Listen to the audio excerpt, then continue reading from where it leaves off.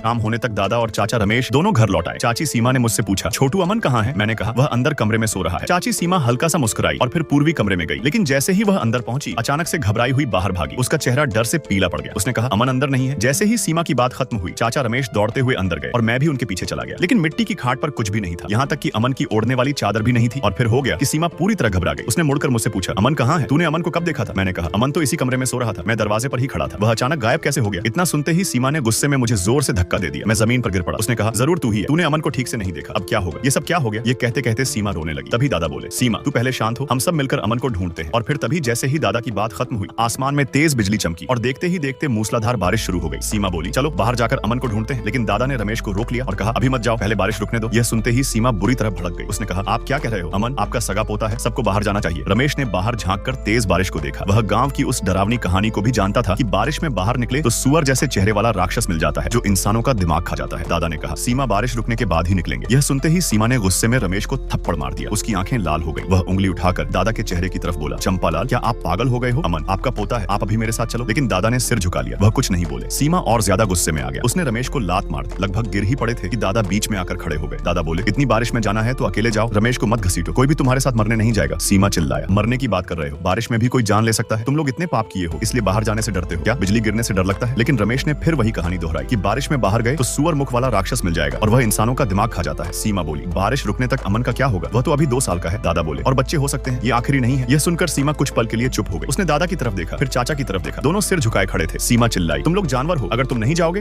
तो मैं अकेला जाऊंगी। यह कहकर सीमा तेज बारिश में बाहर निकल गई। चाचा रमेश उसका जाता हुआ साया देखते रहे। उनके चेहरे पर डर और चिंता थी, लेकिन वह बाहर नहीं गए। दादा बोले, औरत ही तो है, किस्मत में होगा तो वापस आ जाएगा, नहीं तो नई बहू ले आएंगे। यह सुनकर चाचा जमीन पर बैठ गए। उनकी आंखें खाली थी, पता नहीं उनके मन में क्या चल रहा था। तभी दादा ने मुझसे कहा, छोटू अपने चाचा के लिए खाना गर्म कर दे। मैंने चुपचाप सिर हिला दिया। ऐसी मजेदार वीडियो देखने के लिए चैनल को सब्सक्राइब करें।